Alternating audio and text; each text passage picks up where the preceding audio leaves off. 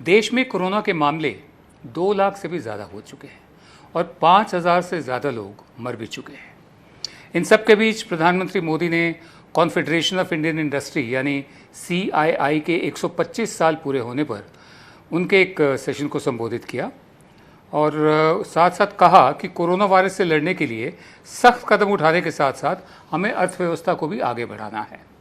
ये नहीं कहा कि अर्थव्यवस्था को जो नुकसान हुआ उनके 4 घंटे के लॉकडाउन से उसका असर क्या पड़ा है। बहरहाल प्रधानमंत्री मोदी ने कहा देश को फिर से तेजी से विकास के पथ पर लाने और आत्मनिर्भर बनाने के लिए 5 चीज़ें बहुत ज़रूरी हैं। एक जुमला और: इंटेंट, इंक्लूजन, इन्वेस्टमेंट, इंफ्रास्ट्रक्चर और इनोवेशन। प्रधानमंत्री मोदी ने यह भी कहा कि देश अब लॉकडाउन को पीछे छोड़ चुका है। गेटिंग ग्रोथ बैक इतना मुश्किल भी नहीं है। ज़रूरत इस बात यह है कि देश में ऐसी चीज़ें बने जो मेड इन इंडिया हों और पूरी दुनिया के लिए हों। प्रधानमंत्री मोदी ने यह भी कहा कि मजदूरों के कल्याण को ध्यान में रखते हुए रोजगार के अवसर बढ़ाने के लिए श्रम सुधार किए जा रहे हैं। हालांकि आपको याद दिलाने कि भारत में श्रम कानून में बदलाव पर इंटरनेशनल लेबर ऑर्गेनाइजेशन ने मोदी साहब को चिट्ठी लिखकर चिंता जताई थी। प्रधानमंत्री ने प्राइवेट सेक्टर को देश की विकास यात्रा का पार्टनर बताते हुए कहा कि नॉन स्ट्रेटेजिक सेक्टर्स को भी प्राइवेट सेक्टर के लिए खोला गया है। मेरे साथ हैं प्रोफेसर रवि श्रीवास्तव, अर्थशास्त्री। बहुत बहुत शुक्रिया सर अपना समय हमें देने के लिए।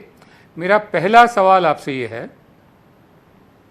कि ये जो आज भाषण दिया है इन्होंने CII में, इसका सार क्या है, इसका निचोड़ आप क्या समझते रहा? तो देखिए, जो आपने 5 आईज की बात की, उसका कुल क्या निचोड़ है ये तो कहना बड़ा मुश्किल है, लेकिन कुल मिला के प्रधानमंत्री ने कहा कि आप धीरज रखिए, अर्थव्यवस्था अपनी समृद्धि के पथ पर दोबारा लौट आएगी। हम कॉम्प्रिहेंसिव रिफॉर्म्स की बात कर रहे हैं और ये जैसा उन्होंने कहा कि मेड इन इंडिया से आप आगे सोचिए और ये सोचिए कि विश्व के लिए बाजार हम कैसे उसमें एक बड़ा हिस्सा हम उस पर काबिज हो सकते हैं, तो इस ओर आप कीजिए। और उन्होंने भारतीय उद्योग की जायज़ तारीफ की कि ये भारतीय उद्योग बहुत सक्षम उद्योग है। तो कुल मिला के ये बात तो समझ में आई, लेकिन जहाँ पर आज हम हैं, जिस धरातल पर हम हैं, जिस संकट में हम हैं, जो परिस्थितियाँ हम अपने सामने देख रहे हैं, गरीबों की, छोटे उद्योगों की, उद्योग की, उस परिस्थिति से निकलने का क्या रास्ता है और कितना लंबा है और सरकार की रणनीति उससे कैसे जुड़ी हुई है, इसके ऊपर मेरे हिसाब से तो प्रधानमंत्री ने इस पूरे संबोधन में 33 मिनट के संबोधन में संभवतः 2 वाक्य भी नहीं कहे। जी, प्रधानमंत्री मोदी ने आत्मनिर्भर भारत का मतलब रोजगार पैदा करना और विश्वास पैदा करना बताया है, लेकिन पटरी से उतर चुकी अर्थव्यवस्था में विश्वास पैदा कैसे होगा? Rating agency Moody's investor service ने भारत की सॉवरेन रेटिंग को Baa2 से घटाकर Baa3 कर दिया है। भारतीय अर्थव्यवस्था को लेकर इसका नेगेटिव आउटलुक कायम है। मूडीज ने यह भी कहा है कि हालात ऐसे ही रहे तो 2022 से पहले भारत की इकोनॉमी में रिकवरी की कोई संभावना नहीं है। रेटिंग ये भी बताती है कि एक देश भविष्य में अपनी देनदारियों को चुका पाएगा या नहीं। तो भारत के बारे में उनका कहना है, या और देशों के बारे में भी, कि Baa सबसे निचला इन्वेस्टमेंट यानी निवेश का इन्वेस्टमेंट का ग्रेड होता है। इसके नीचे जो है वो जंक स्टेटस आ जाता है, कूड़ा कबाड़। मूडीज के भारत की सॉवरेन रेटिंग घटाए जाने पर कांग्रेस सांसद राहुल गांधी ने मोदी सरकार को आड़े हाथों लेते हुए कहा कि मूडीज ने मोदी की अर्थव्यवस्था संभालने पर जंक स्टेटस से सिर्फ एक स्तर ऊपर रेटिंग दी है।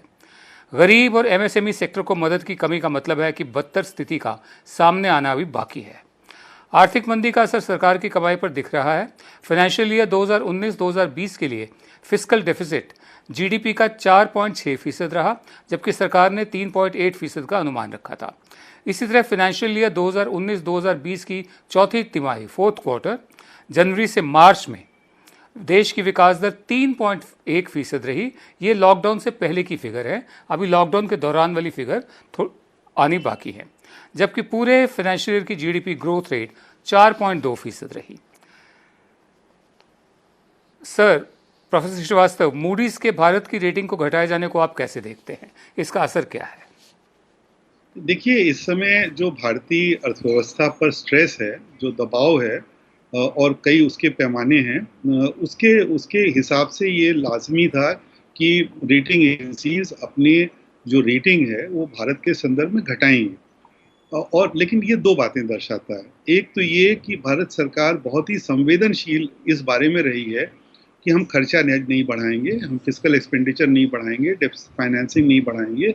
इसके बढ़ाने से रेटिंग एजेंसीज़ पर प्रतिकूल प्रभाव पड़ेगा।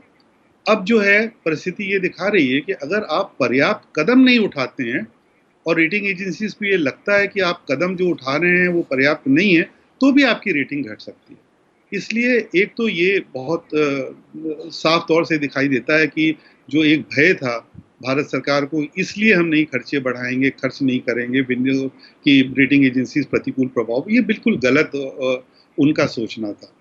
दूसरा ये कि रेटिंग एजेंसीज़ जो भी अपना जो भी अपनी भारत के संदर्भ में उनकी जो आप रेटिंग देख रहे हैं, वो रेटिंग एक दिन का नहीं है। वो आप पहले भी BA2 थी, हम एक काफ़ी विषम परिस्थिति से लॉकडाउन के पहले गुज़र रहे थे। लॉकडाउन के बाद वो परिस्थिति उत्तरोत्तर बिगड़ी है और बिगड़ती चली जाएगी। जब तक सरकार पर्याप्त कदम नहीं उठाती है, तब तक इसके अंजाम हमको देखने पड़ेंगे और निश्चित रूप से अंतर्राष्ट्रीय पटल पर भी हम इसको देखेंगे। जी, मैं आगे बढ़ता हूं।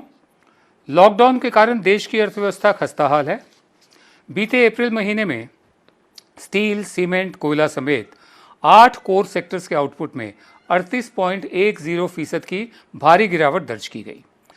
सपने देखना अच्छी आदत है, लेकिन जमीनी हकीकत को समझना इससे ज्यादा जरूरी है। केंद्रीय मंत्री पीयूष गोयल ने कहा है कि हम $5 ट्रिलियन इकोनॉमी तक पहुंचेंगे। कोरोना से हमारा संकल्प कमजोर नहीं होगा। वहीं केंद्रीय गृह मंत्री अमित शाह ने कहा है, अगर देश की 130 करोड़ जनता विदेशी सामान ना खरीदने का फैसला करे तो हमारी अर्थव्यवस्था में उछाल आ जाएगा। साथ ही अमित शाह ने कहा कि आत्मनिर्भर पैकेज से अर्थव्यवस्था पटरी पर आएगी। हाल ही में सरकार ने 20 लाख करोड़ के पैकेज का ऐलान किया था। इस पैकेज में देश की जीडीपी का करीब 10% बताया गया, लेकिन कई अर्थशास्त्रियों ने इस पैकेज को जीडीपी का सिर्फ 1.6% बताया। इस तरह कॉर्पोरेट टैक्स में दी गई राहत यानी टैक्स बोनांजा का तय लक्ष्य हासिल नहीं हो पाया है। सर, मेरा आखिरी सवाल आपसे है कि पीयूष गोयल का जो सपना है कि 5 ट्रिलियन इकोनॉमी और अमित शाह की तजवीज़ है कि अगर बाहर का सामान बंद कर दें तो हमारी अर्थव्यवस्था में उछाल आ जाएगा और हम 5 ट्रिलियन इकोनॉमी बन सकते हैं, आपके कमेंट्स क्या हैं? देखिए, ये 5 ट्रिलियन इकोनॉमी का सपना तो जब लॉकडाउन नहीं हुआ था, हम कोरोना से नहीं मुकाबला कर रहे थे, तब भी ये सिर्फ सपना था। अब एक नया सपना रखा गया है, जो है आत्मनिर्भरता का सपना। थोड़ा-सा अब इसकी तुलना करें, नेहरू जी ने जिस अर्थव्यवस्था की कल्पना की थी, जिसमें आत्मनिर्भरता की बात की थी, और आज किस तरह की आत्मनिर्भरता की बात की जा रही है।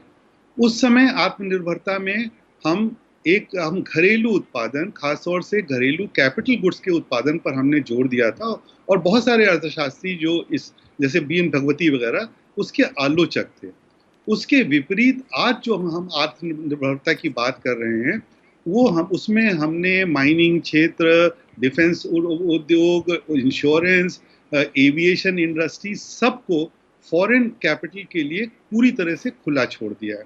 दूसरी बात ये मैं कहना चाहता हूँ कि आज जो है, अगर मान लीजिए कि पूरी तरह से हम ये संभव भी हो कि मैन्युफैक्चर्ड गुड्स की बात अभी शुरू में हो रही है कि लोग विदेशी खरीदने के बजाय देसी खरीदने लगे, तो क्या इससे डिमांड की जी। पर्याप्त वृद्धि हो सकती है?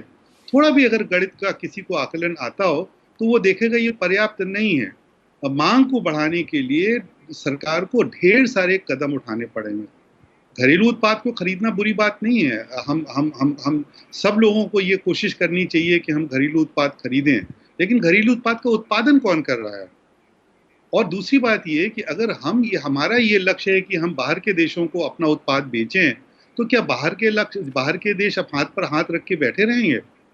वो अपने उत्पाद को यहाँ नहीं बेचना चाहेंगे। आपने देखा है कि एक जी। मोटरसाइकिल को लेकर ट्रंप ने कितनी बातें कहीं, कि उसकी यहाँ पर रोक लगाई हुई थी हमने मोटरसाइकिल के जी। आयात पर।